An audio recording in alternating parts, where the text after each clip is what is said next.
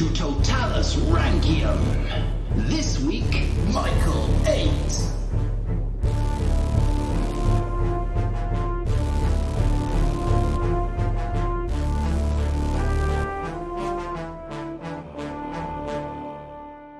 Hello and welcome to Roman Emperors, Totalis Rankium. I am Jamie. And I'm Rob, ranking all of the emperors from Augustus to Constantine 11. And here we are, Jamie, on the last dynasty. The last leg. The last One leg. leg between them. It's been a long journey. This is episode 160. And we're close to the end. Yeah. Only 10 more after today. We're doing the Paleologos dynasty. Ooh, yeah, you mentioned them quite a few times. Yes, I have. This is 6 years. In the making. 6 years in the making. Yeah, I know. You're going to have to, when we finish, you're going to have to total up all the word count you've had. Oh, wow. That's going to be quite a lot. Yeah. Talking word count, it's a long one today because, bizarrely, we suddenly have a lot of detail. Excellent. I'll send a message to my wife because I said, I'm pretty it's going to be a short one today. So No, send that message. Say you'll see her in the spring. Got it. Cool. Okay, well, let's jump in then, since it's a long one. We're going to start in 1223, or 4, or 5. We're not 100% certain. Yeah, accurate sources, that's what we're used to. Yeah. Andronicus Paleologos, the governor/general of Thessalonica and right-hand man to the new emperor, John III. That's who we're starting with. Yeah. Oh, John III, remember, is the second Nicene emperor, the one who did really quite well. Yes. I remember that one. Good. So Andronicus was married to Theodora, who was the granddaughter of Alexius III. Okay. If you remember him, he's the one who overthrew his brother, blinding him, and then fled when the Fourth Crusade turned up. I do remember that, yeah. Andronicus and Theodora had a child, several children in fact, but the one we're interested in is Micael. He's in a good position, to put it bluntly. His parents are, high up in the royal court, and he's got royal blood inside him. So that's good. He was the eldest boy. He had 2 younger brothers, Constantine and John, and at least 2 elder sisters that we know of. Now, Michael's mother stops being talked about in all the sources soon after the birth of his youngest brother, so there's a good chance she dies at this point. Oh, no. She didn't. What happened? She went to go and fetch a loaf of bread and just didn't come back. Went on a very long holiday. Very long holiday. To heaven. Yeah, it was nice. So she'll be back any day now, honestly. So Michael, for a time, is brought up by his elder sister, called Martha. Great name. Good Roman name there. Yeah. And as a child, we are told of a story because Michael could not sleep, which is a shame. But the only way one of his sisters could get him to sleep was to sing about how one day Michael would become the emperor. That never, ever happened. Foreshadowing. And there's a snake with an apple in its mouth. No, unfortunately no snakes carrying a crown. In this. This is a very boring student prank. I'm even going to go as far to say I don't think it was students, this one. No? No, just a very optimistic sister. Yeah. Quite a snake. Do you think she was trying to set up lots of omens all the time? Yeah. Bringing a hippo past the bedroom window. Yeah. At some point, due to the closeness of the families, Michael was then invited to the palace to be raised there, and I quote, as if he were a son. So that's more foreshadowing. Yeah, definitely. More so than the sister mentioning it. Yeah. Now, as Michael and the emperor's son, who would become Theodore II, were roughly the same age, there's a very good chance they were educated together. And if you remember, Theodore II at this point didn't like the stuck-up noble boys and had become good friends with a page boy called Mausolon. Yes, I remember that name. Yeah.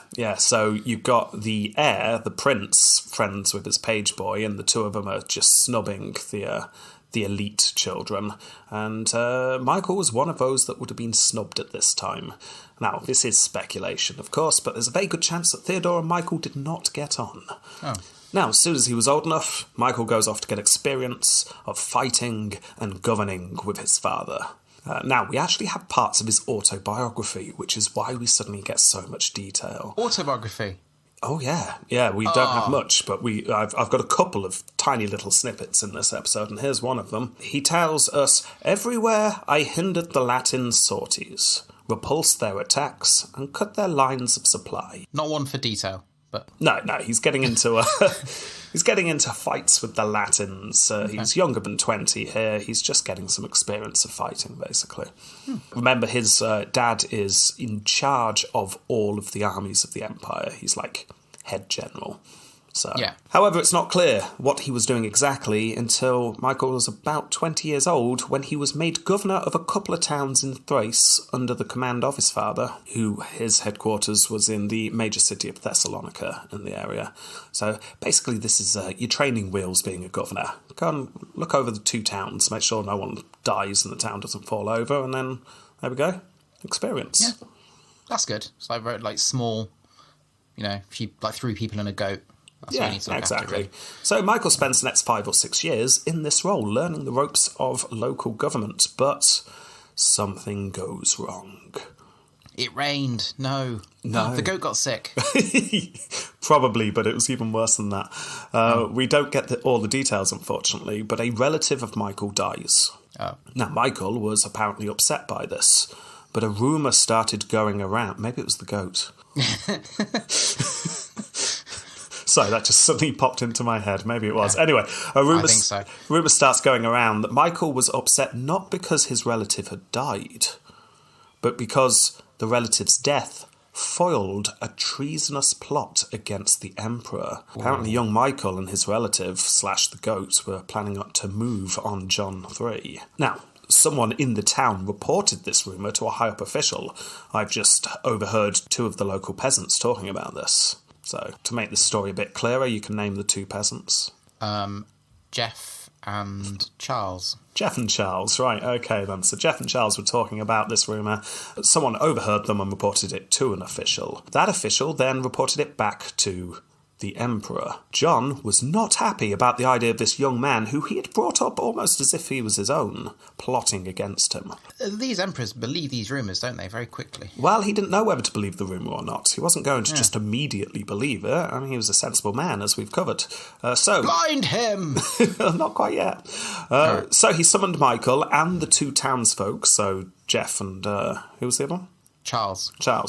Interesting you choose that name. Charles is going to be a big character in this episode. That's who it is. That's the same Charles. Same Charles, okay then. You'll have to somehow combine the 2. So he summons Jeff and Charles to the palace. Go on then, what is this rumour you talked of? I can only assume the 2 townsfolk were petrified, because there they were just having a bit of a chinwag over the fence, and then all of a sudden they're hurled before the emperor, explaining themselves. And bearing in mind they don't live locally, they would have had to travel for a good week or so to get there. So, one of the townsfolk claimed that the rumour was definitely true. Choose who that is? That's Jeff. Jeff was sticking to it. Yep, it's definitely true. Charles said, no, it's false. I don't know what this idiot's talking about. I don't even think I was there at the time. Who? What? Yeah. Let me go. Yeah, so there was only one way to settle it, said John. And this is a story I wish I'd come across during his episode. Cut a dog in half and see if the 2 halves goes to the right owner. Not quite, but just as sensible. Jeff and Charles were told to fight, and whoever won would obviously be telling the truth. Oh. Yeah. I mean, you really want to fight there as well, because if you're seen as the liar because you didn't win the fight, which is ridiculous, you'd probably get killed. Now, notice that you chose the names, and you chose who was supporting who, so I'm putting this on you. Jeff won this fight. Oh, it must have been an accident. Oh, yeah, definitely. He stepped backwards in shock, stood on the end of a seesaw that, dropped a bucket that pulled a rope that clattered some scaffolding down, and a brick landed on Charles's head. Yeah. So, not good, apparently. Michael was definitely committing treason because of this fight. Because of misplaced tools by works. Yes. Yeah. Then, in a very unusual move for Romans and Roman law, it was decided that Michael would have to prove his innocence, because he was shouting at the top of his voice at this point, no, I'm innocent. What? This is ridiculous. Yeah. Fight to the death. Now, John said, fine, you can prove your innocence through trial by ordeal.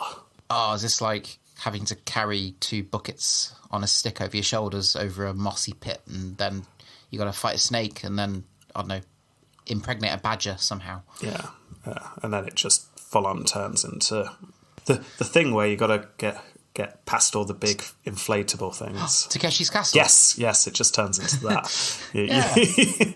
Yeah. Well, the floor is lava. Yeah. No, so, I mean, essentially, yes, but it was much more simple. He just had to carry a red-hot iron across the room. Which end has it got to hold? The hot end or the red-hot part. Oh. Well, what does that prove? It proves he's innocent. Does it? Does it really? Well, no, but if you're interested in trial by ordeal and you're listening to this, go and find the episode that Saga Thing did about it. It's fascinating. Yeah, it dispels this myth that trial by ordeal was just idiotic and people were idiots for believing it, because it was more a case that John, the Emperor, had already decided he didn't like the fact that Michael looked like he was committing treason, needed proof of it, had no proof, so went, fine, we'll do this instead. So it's like a mini punishment, essentially. Yeah, it's just a way of getting someone guilty even though you can't prove it. Would he have had to wear gloves? That would really damage your hand, because well, not just the blistering, but it damaged your tendons, the nerves. Oh yeah, everything. that's your hand gone pretty much. Yeah. So, Michael, Have a claw hand for the rest of his life. well, Michael didn't like this idea. Why? Who would? Right. And he asked about the fighting thing. It's like, can I do the fighting thing? Like the other guys? That sounds a bit better. If someone's accusing me, can I fight the person accusing me? Nope. Can I beat up Jeff? No. Because I'd really like to. No, the Emperor, by this point, like I say, was convinced of the guilt of Michael, so he wanted him to be guilty, so the hot iron it was. Michael responded that, okay, fine, I'll do it. Obviously I'd do it. I'm innocent.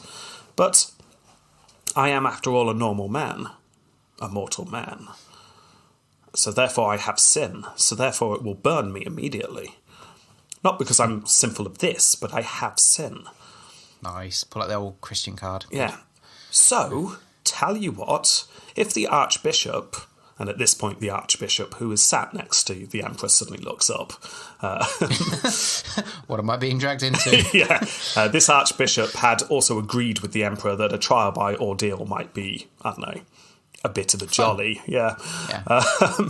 So Michael says, if the Archbishop were to pick up and pass the red-hot iron to me, then obviously I'll do the ordeal, and by the bishop touching it first, it will show that he's washing me from my other sins, and therefore I will be able to hold the iron. Archbishop, hell no. No, I don't agree. I think it's a terrible idea, Emperor. Absolutely not. No, would never work. Well, at this point, Michael's going, well, I mean, surely it won't burn you, Archbishop, for surely you're not a sinful man. But we are all human.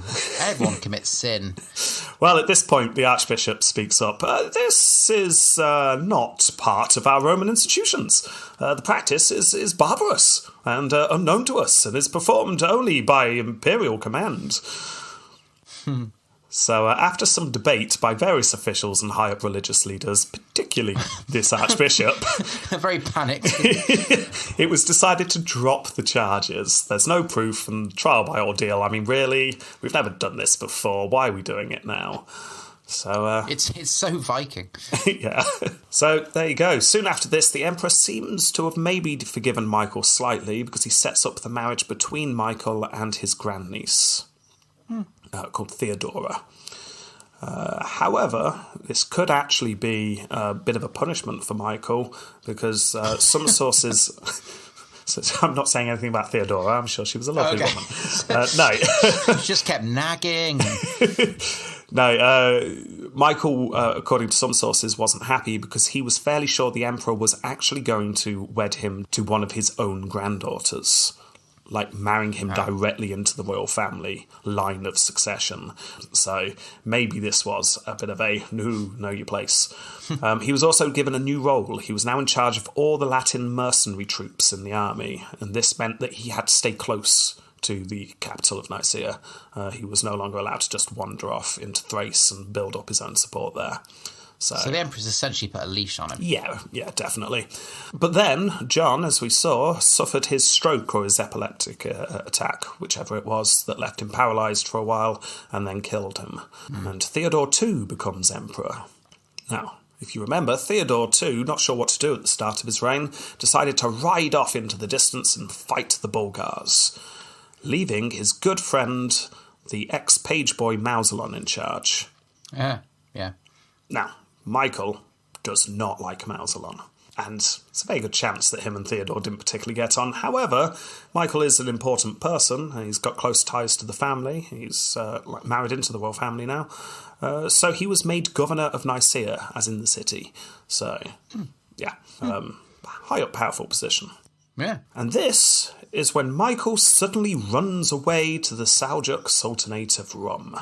Just by chance. Yeah, he just does a runner. Now, we have covered this in the last couple of episodes because this came up. If you remember, the new emperor, Theodore, was worried that this was because Michael was plotting something. Why on earth would, after being given the job of governor of Nicaea, would he suddenly run off to the Turks? This makes no sense. Yeah, why oh why? But then the advisors pointed out to the Emperor Theodore, Sir, you keep saying things like you're going to blind Michael and you don't trust him. That's perhaps why he ran away. Well, who can say? Yeah.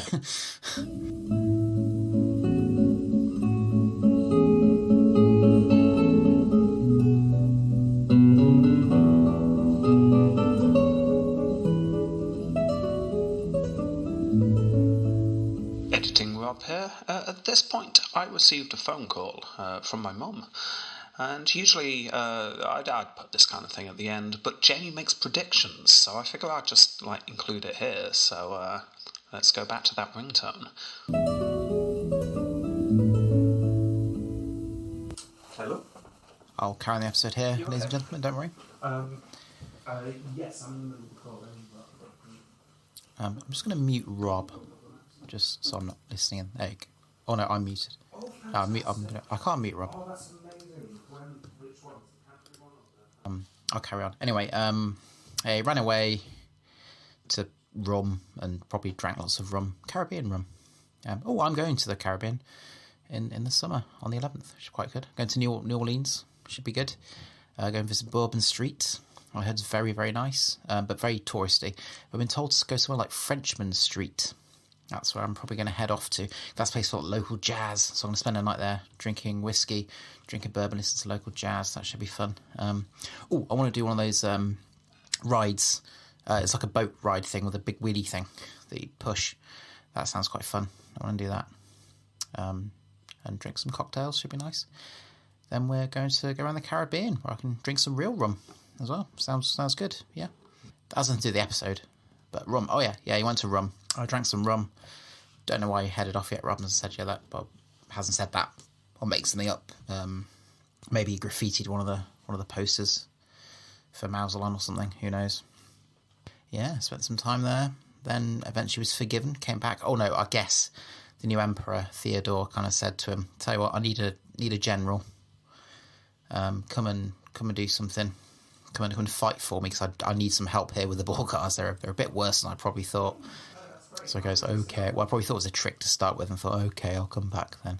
Started fighting, stabbing people, that kind of thing. Organising stabbing, probably didn't stab himself, he's probably high up. Yeah, and that's what happened. Rob's back. Hello. Hey. Right, where was I? I don't know, but I filled in a little bit for you. I said what I thought was going to happen. So. Oh, great. Okay, I'll definitely keep that in mind. Yeah. Right.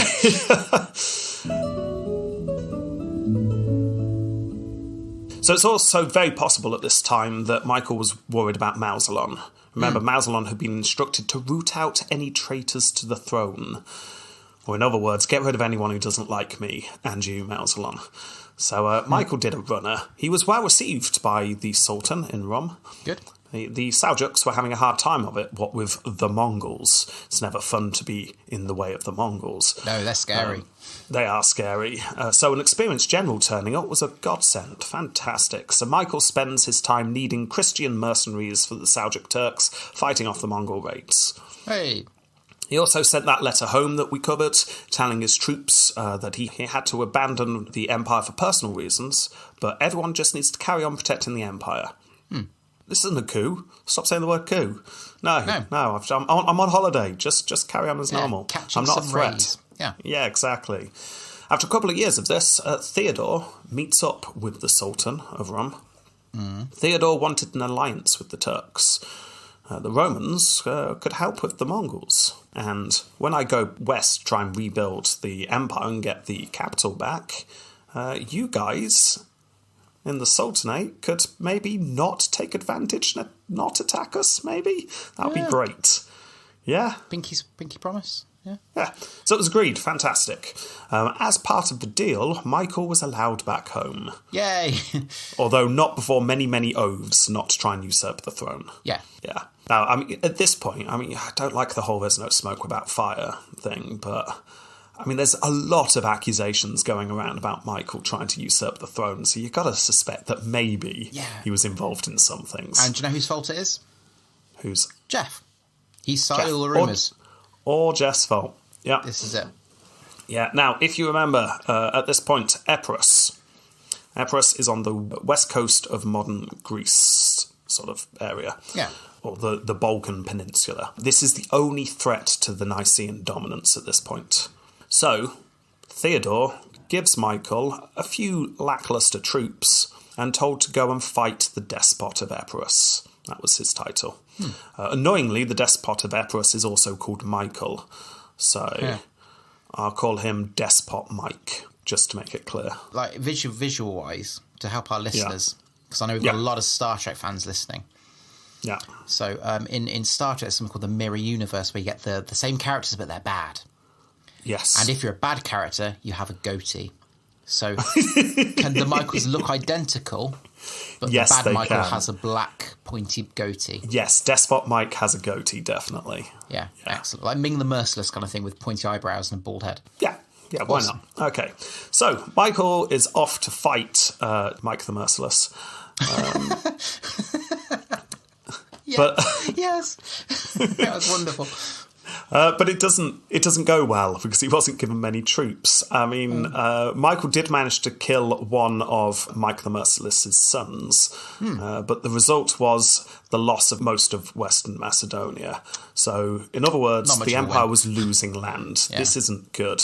Now, the emperor, by this point, as we saw in his episode, was not feeling well. And he started to blame his enemies for casting spells on him. Oh, for goodness sake. Yeah, and this very much included Michael. So he was arrested in Thessalonica and brought to the ailing emperor. They need to take responsibility for poor diet and overeating. No, not when you can just arrest someone. No. So he was thrown in prison for a while. But he was also one of the emperor's leading generals. They kind of needed generals. So after another round of oaths, never to try and coup, seriously promise you're not going to try and coup. I'm not. At which point Michael's just going, I'm not trying to coup. Stop having Jeff as an advisor.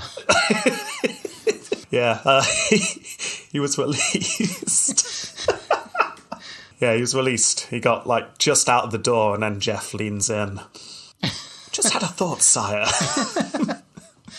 He's wearing red shoes. Not sure how Jeff managed to get from that fight to becoming the advisor to Theodore too, but... He's very silver-tongued, but equally stupid, so... Yeah. Anyway, then Theodore dies, as we saw in his episode. He got ill and he dies. Mausolon becomes the regent of the 8-year-old John. Yes, he does. And then Michael finally goes, you know what, if everyone's going to accuse me of cooing, I might as well do some cooing. It's because the coup took place that we covered in last episode. Yeah. Mausolon and his brothers were murdered as they tried to hide at Theodore's funeral. Was this where they were behind the curtain?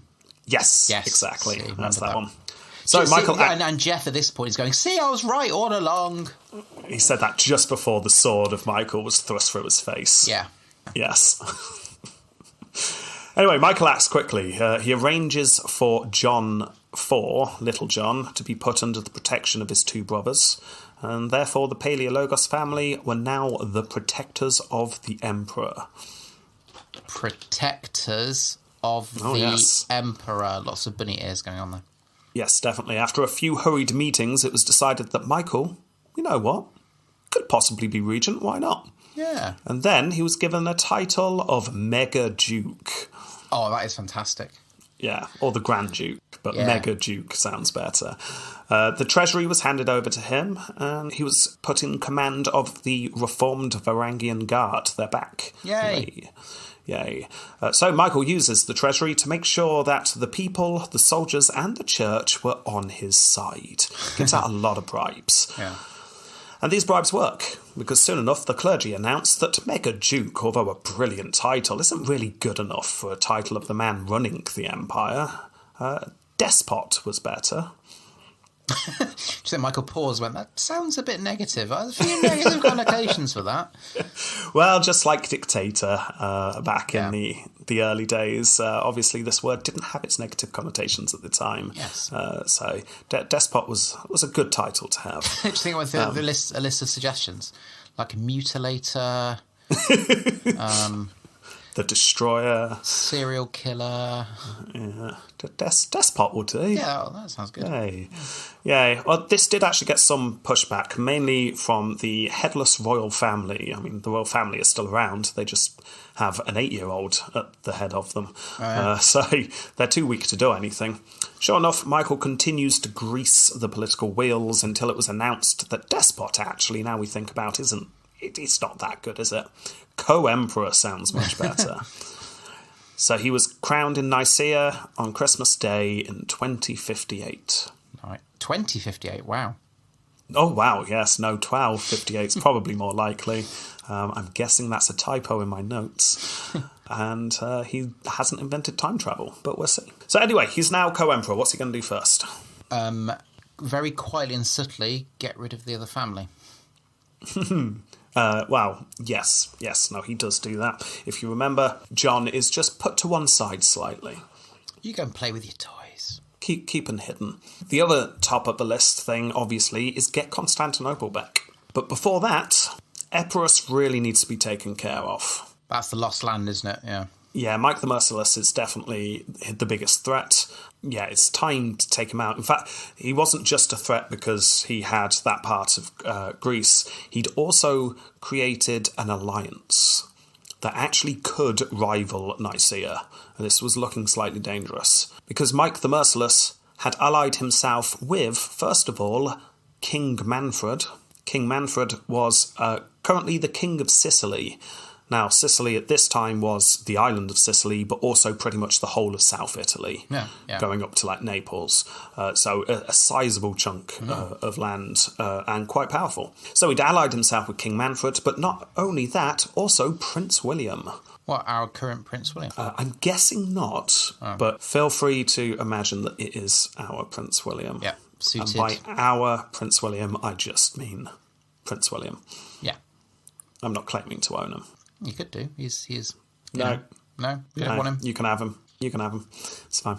So Prince William at this time was currently in charge of the bottom sticky out part of mainland Greece. The you know heel how and Greece the has heel the... and the- No, not Italy, Greece. Oh, Greece, sorry. The pointy Greece, bits. yes. You know, at the bottom of Greece where Sparta was right in the middle of it? Yeah. Yeah, just mainland bottom part of the peninsula. At this time, it was known as...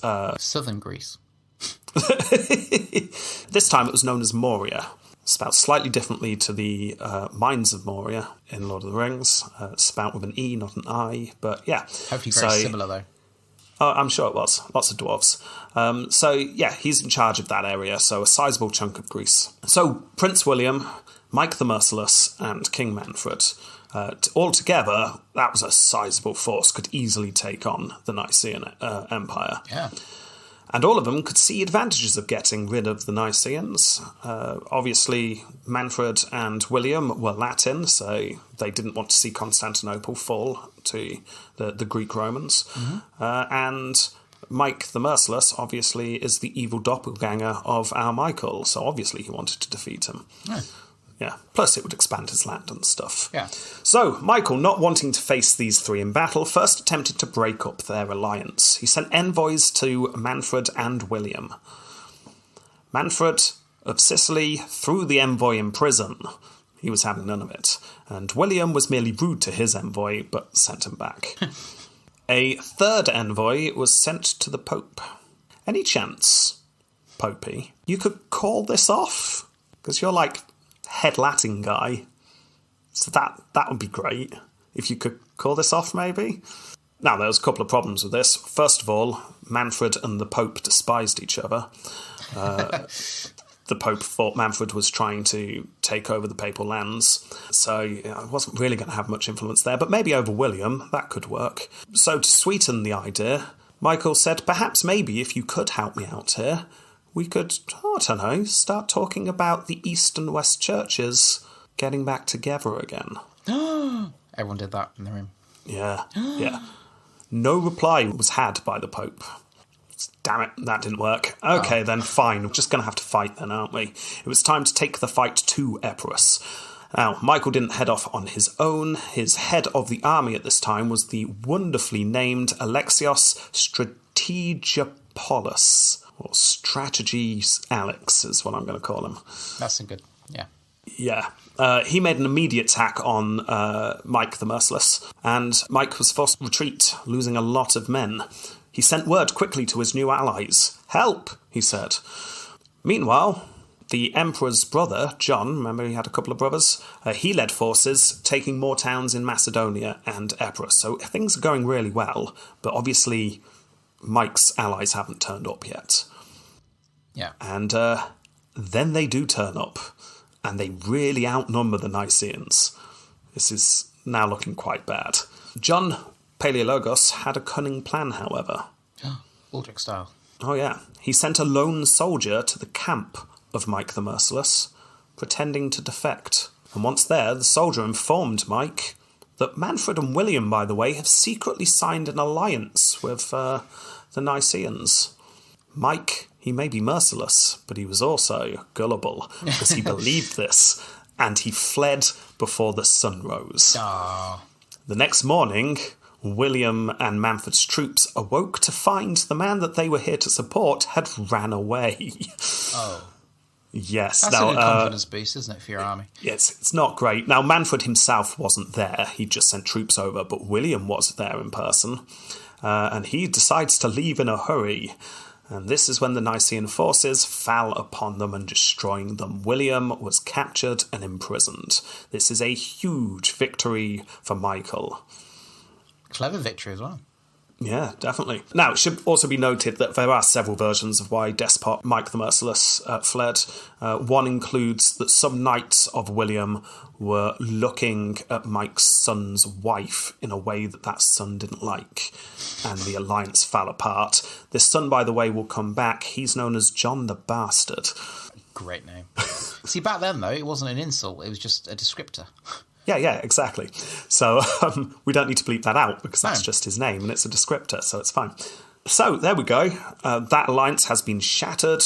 One of the leaders is in prison. It's looking good. So now there's nothing stopping Michael from taking back the capital and reforming the Roman Empire. Yes! Yes. Now, as we've seen, taking Constantinople, not easy. And Michael was aware that he did not have the troops, fleet, or war engines to take the city. Yeah, so those damn walls. Yeah, so how's he going to do it? Somehow sneak in. So you get invited in, almost. Oh yeah, definitely. That's the way to do it. In the fighting that had just taken place, they had managed to capture a few people, not just William. One of them was a Latin lord who lived in the suburbs of Constantinople. Ah. So, outside the walls. At this point, remember, Constantinople has far outgrown its walls. Yeah. Do you happen to have the keys to the main gate? Oh, yeah, that's what he was asked. And yes, I could get hold of the keys, was the reply, if you let me go and don't kill me. Definitely. Splendid. Excellent. This is all coming up trumps. This is great. Okay. Tell you what then. We'll release you, and then we'll follow you up, and then we'll hide in a monastery near one of the gates, and you can just let us in. How about that? Excellent. Off we go. So, that's what happened. Michael turned up with his forces outside the city. The gates were slammed shut. His forces took up position in a monastery near one of the gates and waited. And waited. An embarrassing amount of time passed. He sent word to the Lord. Why the hell are the gates not open? Do you not remember the promise? You give us the keys and we give you your head. Yeah, at least you get to keep it. And the reply was that Baldwin, remember, is the current Latin emperor in charge of the city, had become suspicious of this lord and had taken the keys off him. So presumably this lord was Keith. Yeah. Yeah, and I can only assume that he had gone up to the emperor and went, "Your emperorness, I suppose I could have the keys for the gate, could I? I just want to let the cat out." Are you sure there's a massive enemy army out there? Oh, no, I'll lock it again after, be honest, yeah. So apparently not good at subterfuge, this Keith. So, no, the key was taken off him. Oh. Michael, furious, was forced to withdraw. There was no way of taking the city if he didn't have a cunning plan to get him.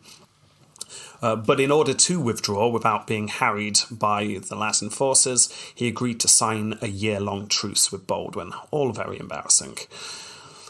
So Michael needed better if he was going to take the capital. Most importantly, he needed a navy. That's boats. He needs boats. That's boats. He didn't have boats. I mean, he had some, but they were a bit rubbish. They were mainly just carts with the word boat written on the side.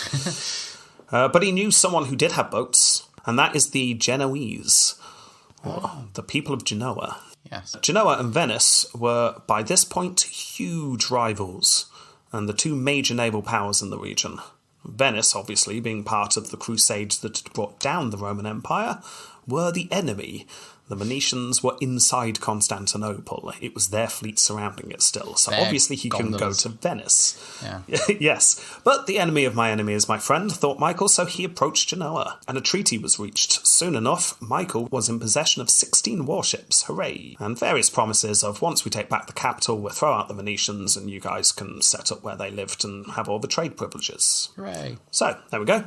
So, that's going to help. Michael starts building up his troops. He's going to get the capital back, damn it. Meanwhile, Mike the Merciless of Epirus was causing some minor problems. So while he was building up his troops to take the capital, Michael sent his brother John off again to deal with that. And then to make sure that no surprises were going to come from the north, from the Bulgars, he sent a small contingent of 800 men, led by Strategic Alex, his head of the army. Yeah. To Alex, he said, go to the north, make sure the Bulgars are quiet. Oh, and you're going to be passing Constantinople, so, I don't know, just shake your swords at them or something. Just remind them that we're coming. Yeah. Say bit of fear. Yeah, say go as you go past, but then go and check on the Bulgars. Yeah. Now, it was some time later that Michael was shaken awake by his sister in the middle of the night. Apparently his sister awoke him by tickling his toes, which is a very interesting little detail we get. Apparently she didn't want to startle him. I can't think of a more startling way of being woken up than having your toes tickled. Because you just think of the beast under your bed. Yes, exactly. So, no. That's what he did. He woke up, it's the beast! Oh, it's you, sister. Beat her to death with a... Yes. Well, there was urgent news that his sister wanted to give him. You've got Constantinople. We've taken it. Oh. What? Yeah. How? Huh? Strategy Alex and his 800 men took it. Oh. It was pretty much the reaction. Wait, what? In fact, we actually get the conversation. Like I say, we do have some primary sources here. Oh, Emperor, you are master of Constantinople, said the sister. Huh? I replied. How can I be? Christ has granted you Constantinople. And at this point, apparently, Michael threw his arms to the heavens and shouted, now I accept it. Yeah. But then apparently paused for a bit and went, yeah, but how, though? I'm still confused on the details here. How the hell has 800 men managed to take the city when they didn't have orders to do it? What's gone on? Then Baldwin's crown and sword turned up, carried by a messenger. So, I mean, yes, this looks like it's true. Roger's got it in his hands right there. Yeah, it would appear Baldwin has fallen. There seemed to be no doubt. So Michael, as quickly as he could, heads to Constantinople. Okay, then. And on the way, he learns the details. So Strategy Alex and his men had stopped in a town 30 miles from the capital on their way to just wave their swords a bit and then head off to the north border. And when they were there, they learnt some shocking news. The entire Venetian fleet, the one that protected the capital, was away attacking a small Nicean island in the Black Sea. taking pretty much all the troops with them. Essentially, Constantinople was empty at the moment. Alex hesitates. Okay, I've got no orders to take the city, and there's no way we can hold it with 800 men. As soon as the Venetians come back, we'll lose it, but, oh, it's tempting. Oh, it's so tempting. It's so juicy and delicious. Yeah. Sod it, let's give it a go, he said, and all the men went, "Whee!" Gonna take the capital. So he offered a large sum of money to those in the town. If you help get us in the city, you'll be greatly rewarded by the new order. Now, these people were Greek in origin. They had no love for the Latin rulers in the capital, so they agreed. The plan was very simple. The men, who were known as the voluntaries, a complete coincidence. They weren't volunteers. That's just what they were called. Anyway, the volunteers would go into the city, as they often would. I mean, they're a local town. They'd go into the city. No one would raise an eyebrow at that. They'd stay in the city, and come nightfall, they would climb the wall at a certain point using ladders on the inside, kill the guards in that section, then open the gates for Strategy Alex, who would be hiding in a nearby monastery. They're handy, those things are. Yeah. And the plan worked perfectly. The volunteers climbed the walls. They found the guards napping. Those napping guards soon went over the wall. Earlier when I said there was no more shocking way of being woken up than having your toes tickled? Take it back. Yeah. Being thrown off the Constantinople walls definitely would be more shocking. You know that feeling where you're sort of like Joel's weight, you feel like you're falling? Yes. Imagine it felt like that. The screams of the men going over the wall apparently did raise the alarm, and there was a slight problem, but the volunteers managed to grab the extra security and kill them before the actual major alarm was risen. So no problem. Everything is working as it should be. Slight problem, though. When they went to open the gates, they came across a brick wall. Oh. Yeah, it had been walled up for extra security. Damn it. Yeah, but that's fine. I mean, it'd been walled up in a hurry. This won't take too long to take apart, so they just start taking the wall apart. It took some time. Alex outside was starting to fear something had gone wrong, but eventually the gates swing open, and the 800 men rush in. Now, again, there's many different versions. There's lots of different sources for this period of time. There was another version where the voluntaries showed Alex a hidden underground entrance, which sounds quite cool and reminds me of Justinian II going in through an underground entrance as well. But this first one seems more likely than a sudden secret passageway. Yeah. But who knows? Sounds too the fact romantic. the fact is they're in the city. The Nicene troops started fighting the few forces that were left in the city, and the Latin Emperor Baldwin, upon hearing the commotion, fled to the palace harbour, jumped on a boat, and literally just escaping, he injured his arm. We're not sure how. He got shot by an arrow or a sword caught him or something, but he rushed in such a hurry he left everything behind, including his sword and crown, which obviously was then sent off to Michael. Proof. Yeah. However, things then start to go bad because, hooray, we did it. We took the city, thinks Alex. This is amazing. Been trying to do this for literally decades, and here's me with my 800 men, and we did it. Oh, what's that over there? Oh, yes, the Venetian fleet returning, and there's thousands of men on those boats. Oh, dear, oh, dear, oh, dear. We could lock the door, sir. Well, they had a quick chinwag, is what they did. Someone who lived in the city had some interesting advice, a good suggestion. Why don't you burn the Latin Quarter down, and do so very quickly? Theory was, once the Venetian forces see that not only has their emperor fled, but also their homes had burnt down, they'd lose heart, and they'd be too preoccupied making sure their families were still alive to do any fighting. And this works perfectly. The Latin troops didn't even attempt to form a counterattack. Rather, they rushed to their homes, and realising that there was no hope for them, they started rounding up their families and put on ships. And off they went with everything they could carry. Nice. These ships apparently were so full that the food ran out and many starved to death before they reached their destination. Grim stuff. But that's it. That is Constantinople back in the hands of the Roman Empire. That is the glorious retaking of the capital that we've been waiting for so long. It was almost an accident. Yeah, it's like a quick sneeze. So, they've got it. Michael, before long, obviously is in the city. He and his wife, Theodora, were crowned in the Hagia Sophia, Little John, nowhere to be seen. By the way, it's Little John's 11th birthday. Yes. Yeah, Michael ordered John to be blinded. He attempted to do this in secret, because obviously people aren't going to like that. But news eventually got out over the next few years, and when it did, Michael suffered a blow to his popularity. The patriarch, Arsenos, was furious. Yeah, I thought that name might amuse you, and that name's going to stick around for a while, Excellent. so... yeah. Anyway, Michael had the power now, so he set about his job. He's now not the Nicene Emperor, he is the Roman Emperor. We've got one, Jamie. We've got a Roman Emperor again. About time. So, to begin with, he starts building up his fleet so he didn't have to rely on Genoa's fleet.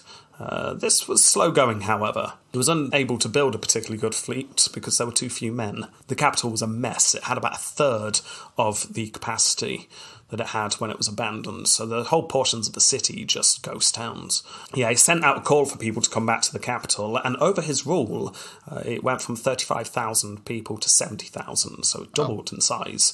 But obviously this is a slow trickle of people coming in, and not many boat builders, so the plan to build a fleet doesn't really work. However, what he can do is repair the walls, because they've been left to disarray recently, and improve upon them. After all, the Crusaders had managed to breach the walls for the first time, so let's find that part of the wall and really improve it a bit, shall we? So we started doing that. Put on spikes. Yes. So apart from that internal stuff, Michael also was working on the external problems. First of all, the King of Sicily, Manfred.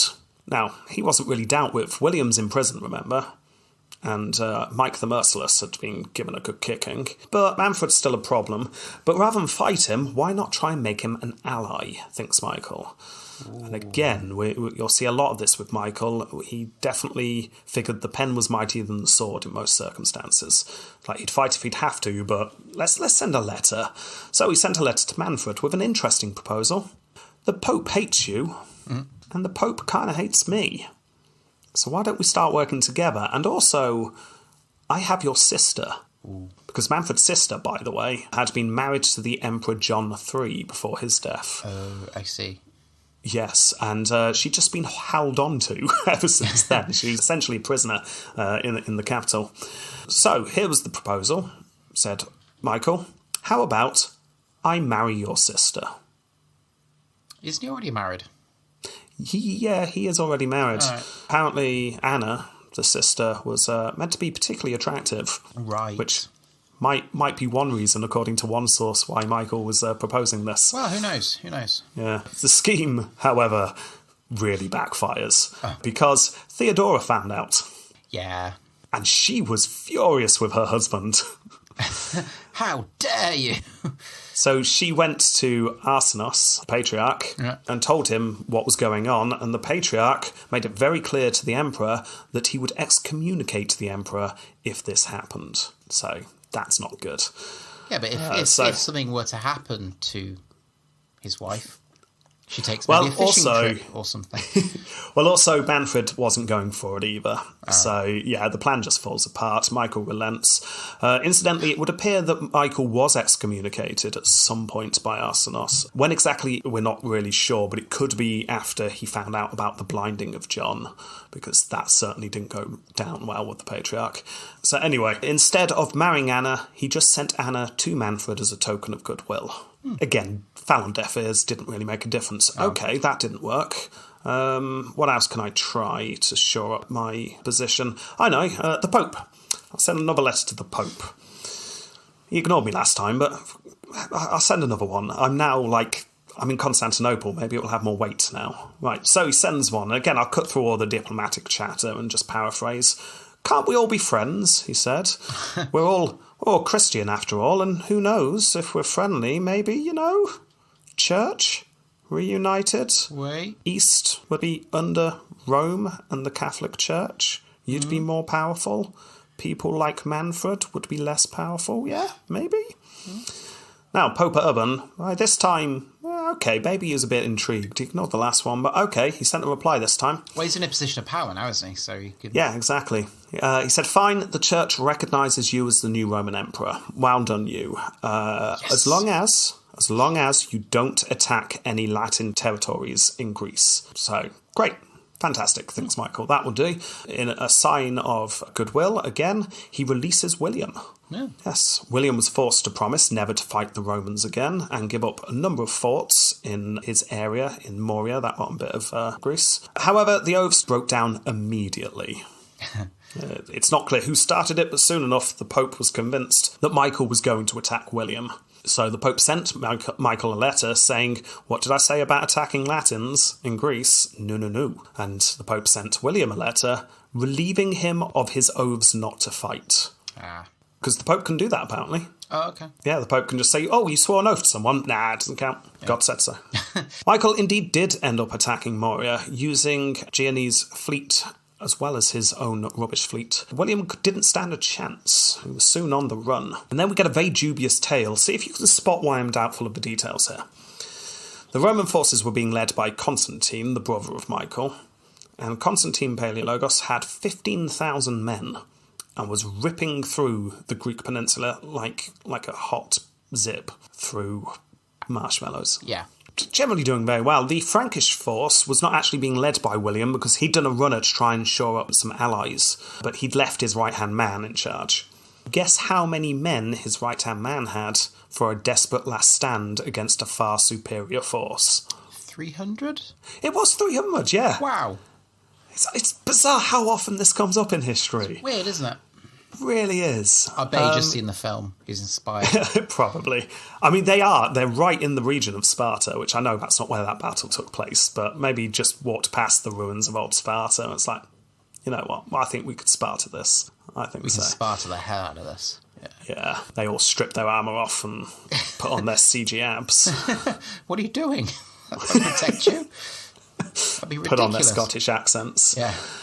Yeah. Anyway, according to the sources, the Romans were so confident due to their successes so far and their large numbers that they were already drinking and feasting as they marched to siege the next city. It's never a good idea. No, the 300 Franks poured down upon them, routing them. This is a huge defeat for the Roman forces. That same year, the Genoese fleet had suffered a huge loss to the Venetians, so that was damaging for Michael because, I mean, that's the fleet he was using as well. And then only more bad news came back to the capital because Constantine, Michael's brother, determined to redeem himself for the mess that had just happened, had regrouped, determined to take Moria. But things went no better than the year before. After his chief lieutenant fell off his horse and died, always embarrassing, Constantine lost confidence and instead of giving battle to William, decided to just go and siege a city instead. That's a bit safer, isn't it? Yeah. Now, the Turkish mercenary troops he had with him weren't happy about this. They wanted a battle. So they defected. Oh. And this was over 1,000 very well-trained horsemen. This is... It's not a portion of your army you want to lose. Did the horses defect as well? Or was it just the riders? I'm guessing the horses did as well. Maybe it was the horses first, and the riders just had to go along with it. Yeah. As you can imagine, morale in the Roman camp, oh dear, that was rock bottom. Couldn't get any worse, could it?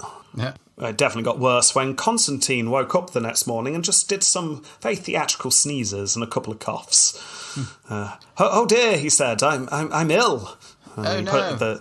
He put the back of his hand to his forehead. It's like, so ill, I can't possibly lead these forces. Goodbye, he said as he ran sprinting onto a horse and then galloped out of the camp, shouting over his shoulder to the person he was leaving in charge.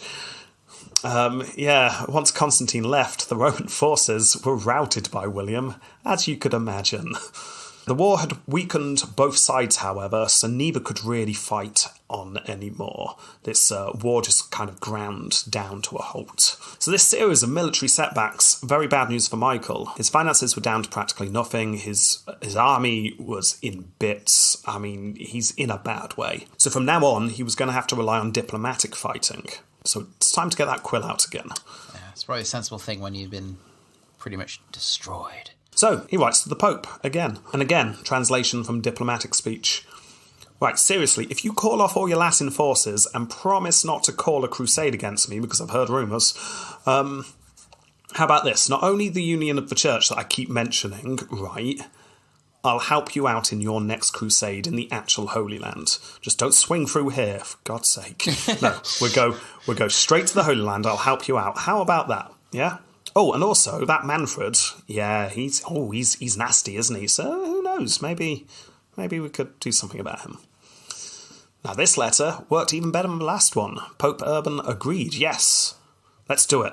Let's actually start bringing the churches together, and I won't call a crusade on you. Excellent. Hooray! So wonderful news for Michael. This meant he was safe for a while. That would keep William in check. Great. Then more news came from Rome. Pope Urban was dead. Bugger. Yeah. Damn. Okay. Right, another dangerous moment then occurred about this time because Michael was returning to the capital after touring Thrace, and a large force of Bulgars had just been informed of the fact that he was passing by and didn't have many men with him. And they ambushed the emperor. Oh. Yeah, Michael fled, and I mean Michael, I don't mean his forces, because all the forces and officers just completely fled in different directions. They scattered. Michael and perhaps a couple of people ran to the mountains to try and hide. They crossed the mountains and found the shoreline, and much to their relief, they saw 2 ships. Now, these were Latin ships, but hey, he's just made peace with the Latins. He had that letter from the Pope, which he was probably waving about. Yeah, so it's fine. So he managed to get back to the capital unscathed, but that was close. He very nearly got killed there. Anyway, back to the negotiations, because he's not just going to get the Pope on side. He needs to be as secure as possible. So in secret at this time, he started sending letters to the Venetians. He wasn't too happy with the Genoese, because they just hadn't been performing very well, so he had dismissed their fleet. And he got in talks with the Doge of Venice. Do you think he was a bit kind of, but you took our city? Well, at that point, Michael said, well, you took it first. Yeah. So, after that bit of trading, Michael had a proposition for the Doge of Venice. Number 1, we will give you quarters in Constantinople that you can trade from. Number 2, that trade will be duty-free, by the way. Ooh. Number 3, all the Genoese will be expelled from the city. Sounds pretty good. Yeah. In return, Venice will, number 1, remain friendly to the Empire, even if an ally of Venice were to attack the Empire. This includes the papacy, France, Sicily, Aragon, England, etc., etc. And number 2, if the Genoese attack, because they're really annoyed about this, you guys will promise to give me the same number of ships that they are using to attack us. Sounds fair. It was a good treaty. Both sides would benefit, but to Michael's massive disappointment, the Doge refused to ratify it, even though it had gone through a lot of discussion.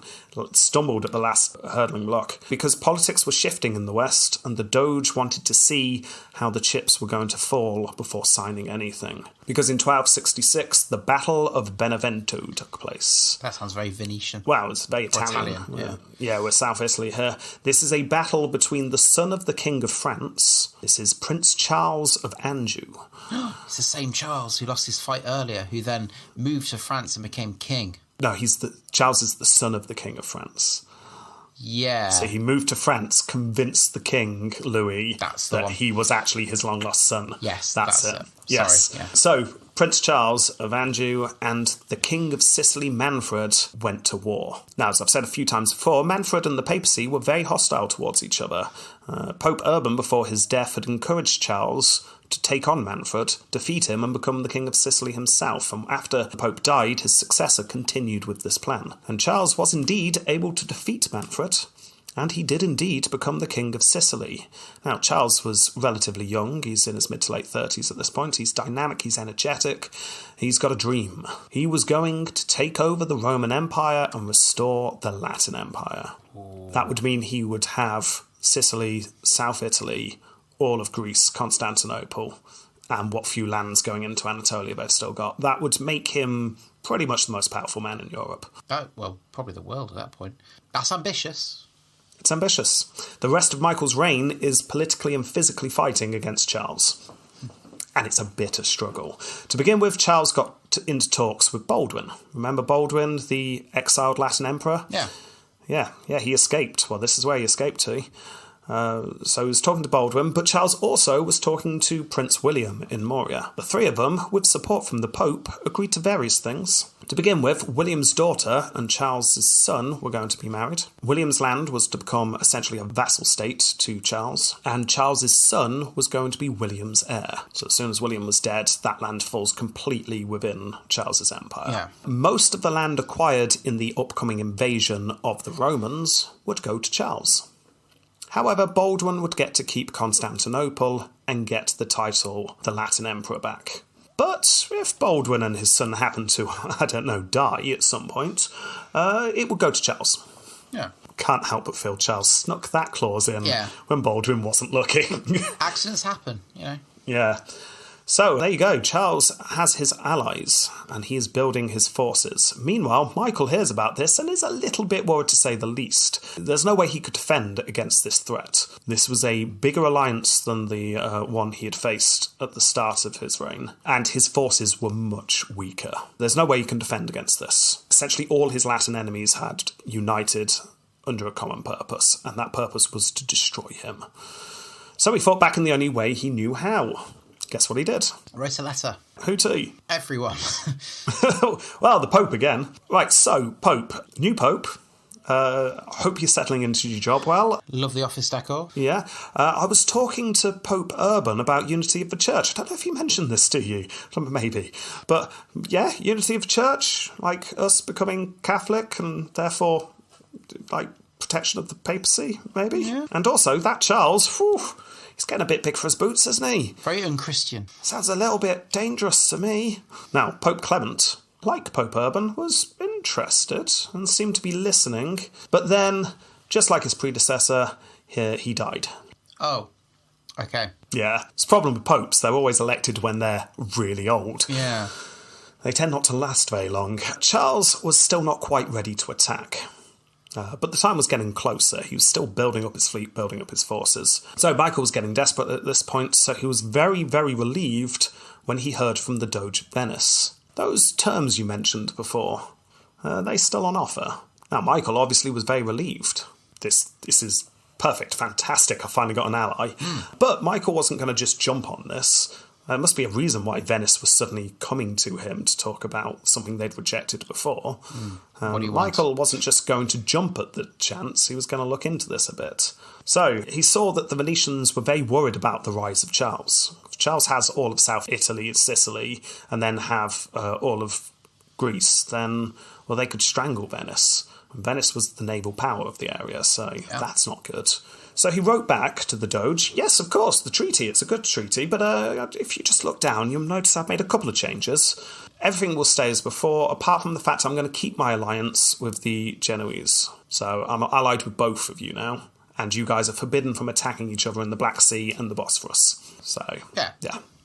Okay, the Doge agrees. Fantastic, he's finally got some allies. About time. Meanwhile, Baldwin and Charles were rapidly hoovering up support for this invasion in the west. Troops and funds start pouring in from all over Europe. So Michael gets his quill out once more. Okay, who can I write to next? King of France. Yeah. Now, by this point, the King of France that I mentioned before had died, and the King of France now was Charles's elder brother, Louis IX. It's a powerful family, as you can see. Now, Louis IX was near universally respected in Europe, and he was also crusade-obsessed. So Michael pointed out to Louis, your little brother really wants to invade me. And if he invades, those troops won't be able to go and take the Holy Land. And also, if your little brother invades me, my troops won't be able to help you invade the Holy Land, because of course I want to help you, Louis, in your crusade. Hell yeah. Because you are crusade-obsessed. Yes. Now, Louis liked the sound of this because, I don't know if I mentioned it, he was a bit obsessed with crusades. A little bit. So fantastic, he barely had time to finish the letter. He rushed off to Tunis to start a crusade.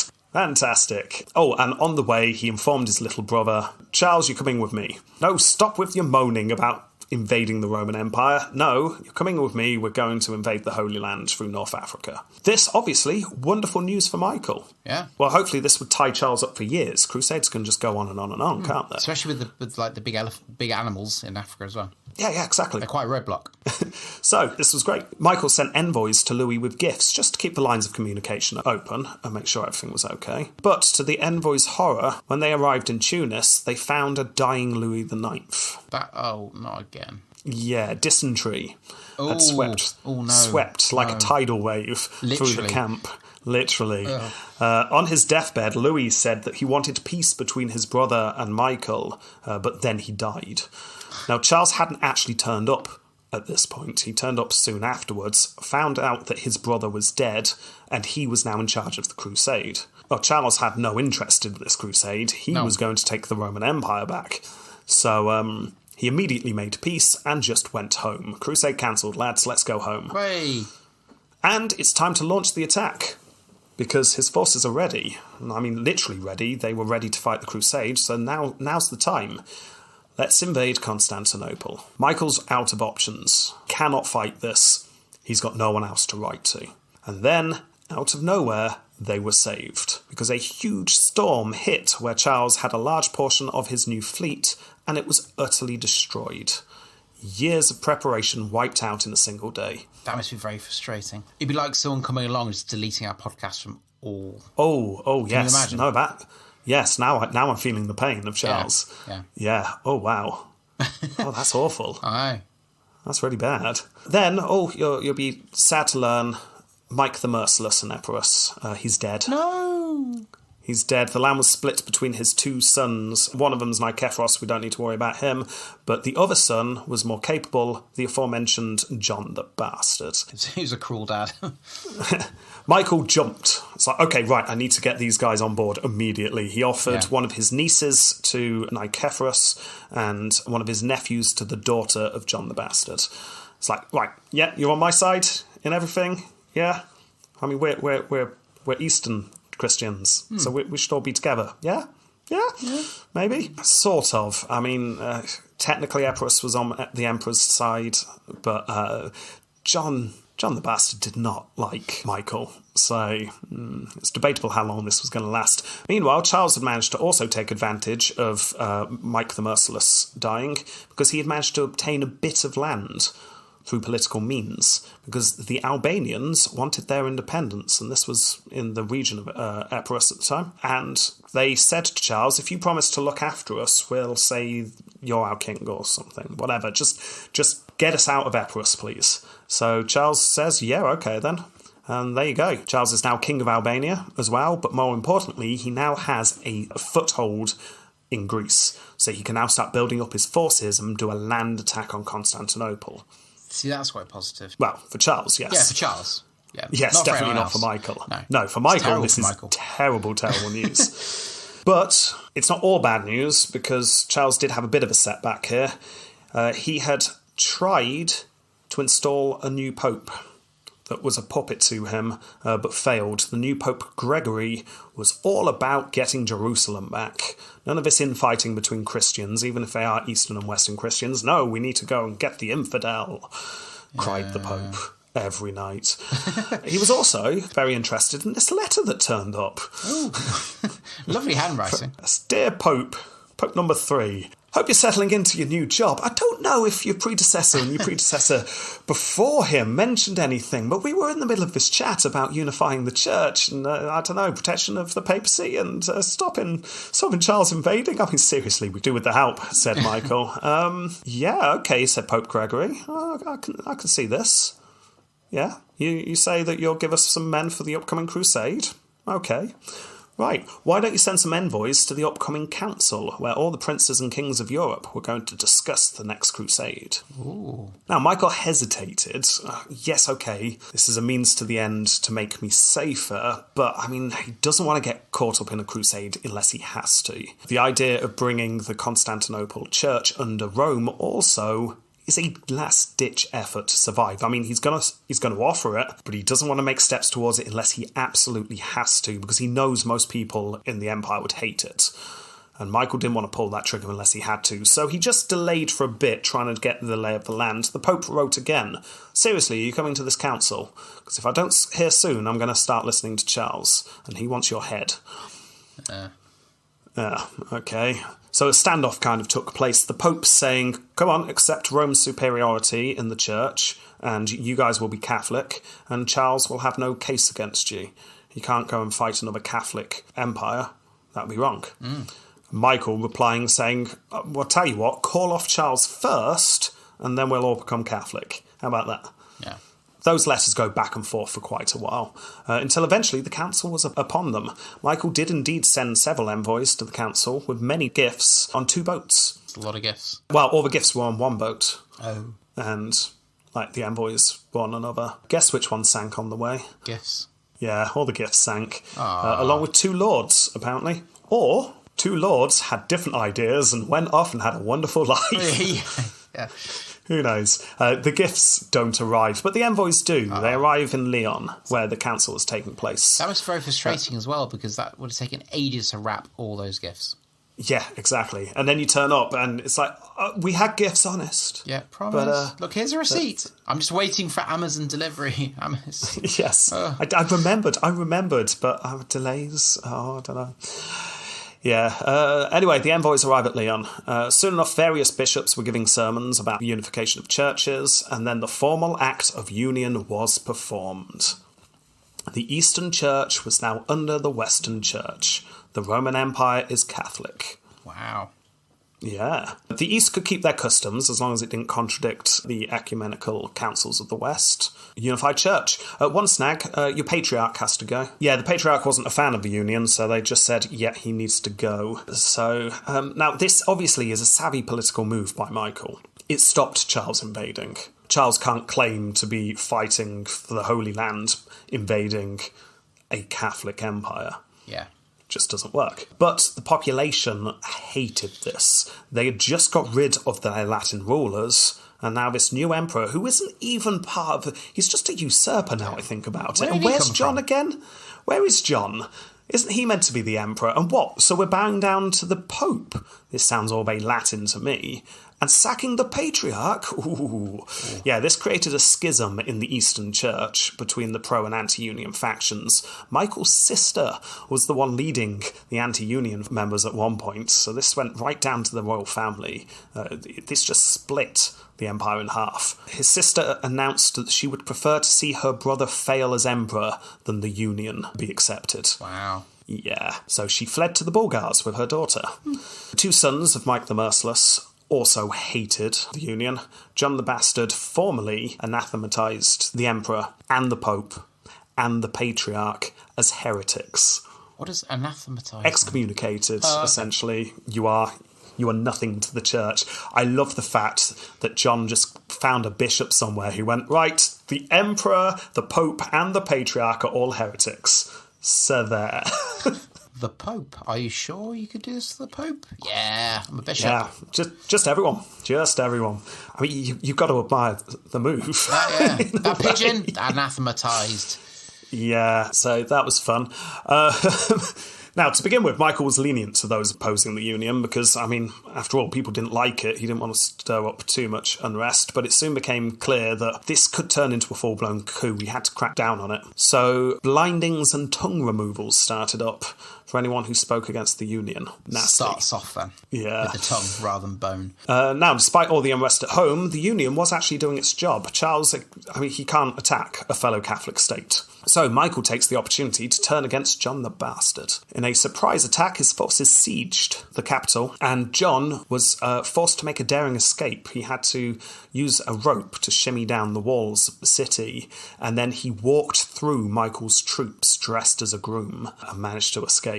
Wonderful. I'm assuming a groom as in looked after the horses rather than like in his wedding finery. No, wedding finery.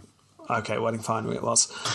Because he was able to escape, he was able to rally his men, and fighting continued with mixed results, so Michael doesn't have a great time here. Elsewhere, however, he was able to take advantage of a Bulgarian civil war and take parts of Thrace back, which the Bulgars held, so there you go, expanding the empire. But by far the best news was when Michael's forces were able to take Albania. To do so, they had routed 8,000 of Charles's troops, led by one of his leading generals. Not only is this obviously a blow to Charles in terms of troops, but more importantly, it cut off that land route for any invasion. Yeah. So that's good. However, Then some devastating news. The Pope. Died. Yeah, died. And then the Pope died. The next one. Yeah. Yeah. And then the Pope Died? died. Yeah. After 4 popes in 18 months, the wheel eventually landed on a puppet pope that Charles had essentially elected. So Charles now is in charge of the papacy. Michael received word he was excommunicated. Therefore, you're no longer the leader of a Catholic state. Ah, bugger. Yes. Oh, and Charles has also made a formal alliance with Venice. Ah, bugger. Oh dear. Yeah. So Charles now has free pass to invade and has literally got all of the forces against Michael that he could. I mean, Michael is outnumbered. There is no way whatsoever he could fight back against this. On the rising of the sun on the 3rd day, look to the east. Yeah, he looked east. No one came. Damn it. Damn you. Yes. Damn you, Gandalf. Charles is just undoubtedly the most powerful man in Europe, and it is only a matter of time before he takes the empire. However, thinks Michael, and he pulls out his quill. Meanwhile, Charles was about to set off and claim the throne of the Romans, when all of a sudden, the island of Sicily, which he had been very much neglecting, by the way, he was called the King of Sicily, but, I mean, South Italy was the main important part. The island of Sicily suddenly revolted. Forced to abandon the invasion, he used 4 of his ships to put down the revolt, but it didn't work, and soon the revolters got to his fleet, and 70 ships were destroyed. That's a lot of ships. Yeah. Then, Peter of Aragon landed and chased Charles off the island. Charles is destroyed. Literally. Hooray! Politically and strength-wise, yes. He dies a few years later, but yeah, this is it. That's all his ambition gone. His forces are just destroyed. Wonderful. Yeah, Peter of Aragon becomes the next king of Sicily. So what the hell just happened? Well, flashback to when Michael picked up his quill. Because he had written to none other than Peter of Aragon. Peter's wife was the daughter of Manfred. So Peter had reasons to hate Charles. So Michael said, do you want some cash and some funds for, I don't know, any, revolts you want to start up in Sicily and any invasions you want to do? If you could do that pretty quickly, that would be great. Do you want some money? Please do something to stop this invasion. Now, to be clear, we do not know how much Michael had in influencing Peter's invasion and the revolt on Sicily. Some historians argue next to nothing whatsoever. He definitely was in communication with Peter of Aragon, but it probably would have happened without him. However, some historians say, well, no, he was definitely funding it. It was a long shot, but this was definitely part of a plan of Michael that did pan out. There you go.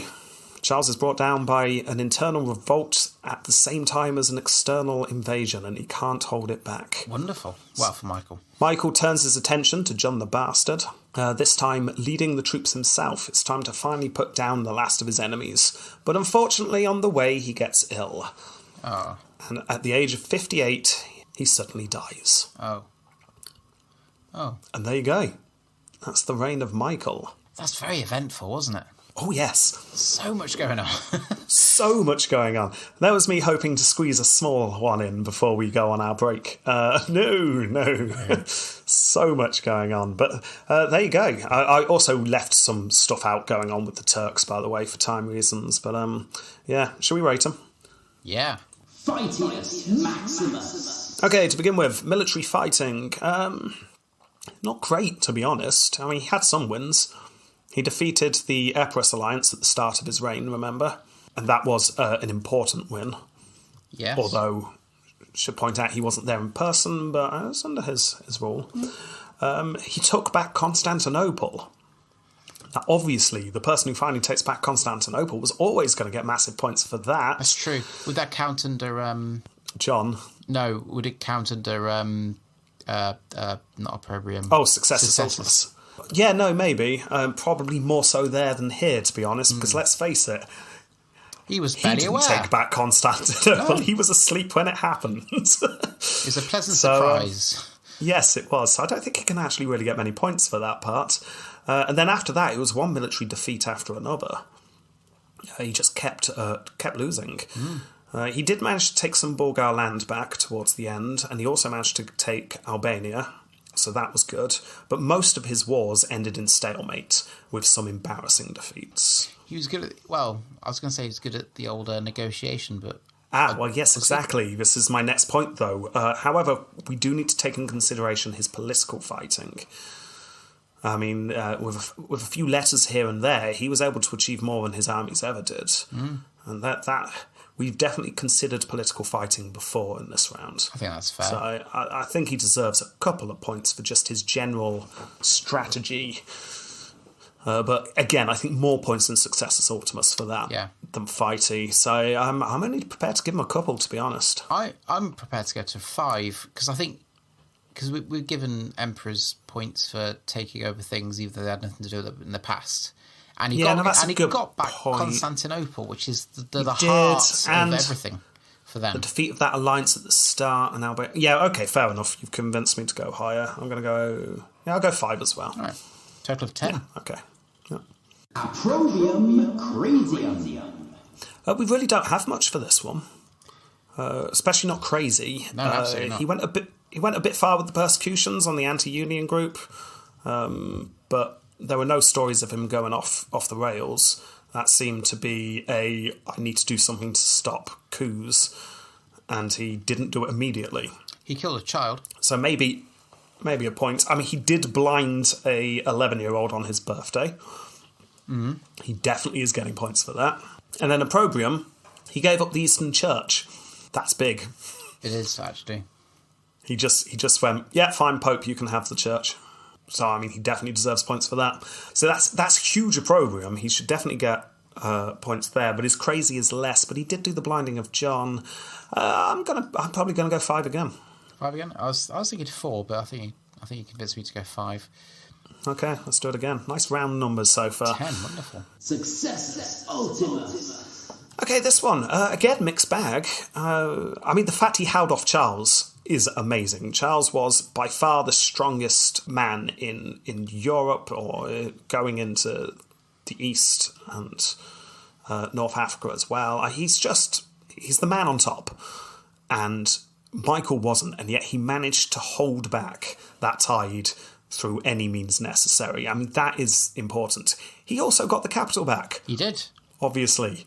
I mean, yes, it was a bit of an accident, but you could argue that it's like, well, that was his plan. It just happened sooner than he planned it to, because he had a very sensible general that took advantage of the situation. It's not like he was saying, oh, I don't want Constantinople. He was trying to do it, and ultimately it got done. And success of the empire, you just increase it. You brought your capital back. Also, because even though it may have been negative and it may lead to negative things, he made it so Charles wasn't attacking for quite a while, so it gave security for a long time. I mean, I'm going to say I'm very impressed in this round. He was very, very successful. He has restored the Roman Empire. He considered himself to be the second Constantine, much to Constantine II's disgust in his grave. But you can say the word empire now without laughing. Yes, exactly, and you can say the word Roman instead of Nicaean. So that's good. However, I can't go all the way up to the high marks because he has created a schism in the church that is going to rip the empire apart. Well, let's not think... Well, we can't use hindsight too much, but, I mean, we know already that his own sister has abandoned the empire. I mean, this is clearly... ripping the empire apart right now, including the royal family. So that is bad. So he's going to lose points there. So I'm going to go... I was going to think it's 7. Yeah, I'm going to agree with that. 7. Okay. 14. Imago Facius. Yeah, this is a near contemporary image, about 100 years after his death, I believe. It's different to the ones we've been seeing recently. It's very much drawing. He's got a big beard. He's got a helmety hat thing. He's very orange, but that's probably just the colours fading. He's got a big stick with a cross on the end. He looks like a Byzantine emperor. He does. Just like they have done for ages. But if you scroll down, there is another image of Michael Paleologos that was done much later, but is much more hilarious. The one with the obviously edited hat on afterwards.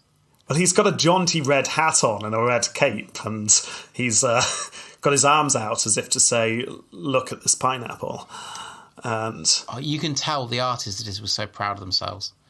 yeah, I mean, this is just a hilarious image. There's something about it that is just funny. Yeah. I think it is the way that the hat does not look like it's on his head. It looks like a 5-year-old has come and drawn a hat on him. Yeah. So, I mean, that's not contemporary, so we should use the first one more. But I'm giving a bonus point for that hat. Oh, absolutely. Because that's funny. Yeah. Apart from that, it's fairly mediocre. It's quite nice that we've got a whole image of him. I'm going to go... There's a coin. Oh, there's a coin as well. Further down, you can't see much, though. You can see hands outstretched. Oh, yeah. Further down. We've not seen a coin for a while. I'm going to go 6. I'd match that. So that's 12. That's 3. Temple completed. Okay, how long did he last? It's one of these things where so much happened in probably quite a short time. So I'm gonna say 12 years, but I don't know. 12 years. Ooh, interesting. He ruled between 1261 and 1282. That is a total of 21 years. Wow. Which gives him a score of 2.6 in this round. So do we have a total score? 39.4. Yeah, no, that sounds about right. He's almost in the 40s Yeah. club. Yeah, I mean, Wow. I think that's deserved. I mean, he did a lot. He's an interesting guy. The first of the Paleologuses. So yeah, well done. A good score there. But I think we genuinely have a conversation to have here. Do they have a certain je ne Caesar? Okay, as I've said before, usually I know what I'm going to say going into it, but this is one of those times where I'm not sure. I'm leaning towards yes, because he brought the Empire back more so than anyone for a very long time. I would argue that the last dynasty put in all the legwork, and the je ne Caesars that we gave out then were the getting the empire back. The Constantinople was the cherry on the cake. Yeah, but that's a very big cherry, though. It is a big cherry, That but cherry's so big you could carve it and eat slices. Yeah. I feel like we've given quite a few out recently. That doesn't mean I can't give another one out, but... And we're not going to probably get any more. You never know. Got 10 more. Well, I'm undecided, so if you're a yes, I'm happy to go yes. We could flip a coin. Well, that's up to you. If you're undecided, flip a coin. If you want yes, then we're going yes. Okay. The coin is out. Let's do this. Right, before you reveal it, I need to flip it again because I've missed. because we can't go back once it's done. So before you reveal it, I'm going to say yes now. Because I realised when you were doing it, it's like, no, he does need to get it. He got Constantinople back. So are we going to give it to him? We'll give it to him. Right, what did the coin say? Coin said yes. Yeah, obviously, because the coin knows. Yeah. Okay, well done. Michael VIII, you are... you have je ne Caesar. Right, and now we are down to our last dynasty. If I've counted it correctly, we only have 10 more emperors to go. Wow. How do you think they're going to do? Sum them up in one sentence. Bad. Okay, well, we'll see if that prediction comes true. Okay, well, thank you very much for listening and doing all the downloading and everything. Yep, and don't forget to follow us on Podbeat. No, you can follow us on Twitter, Facebook, and everywhere else. Instagram as well, but that's already used.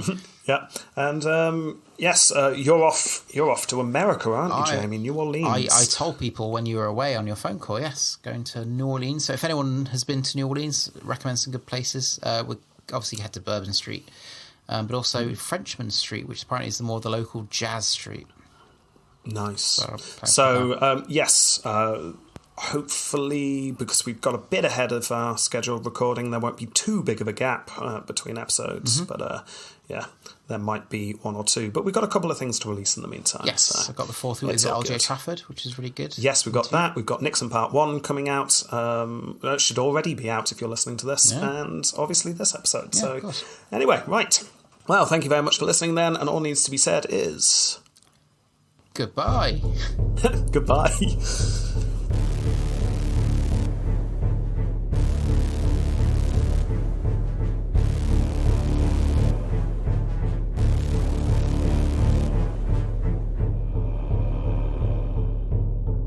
Very well, I will go through trial by ordeal. Pass me the iron bar.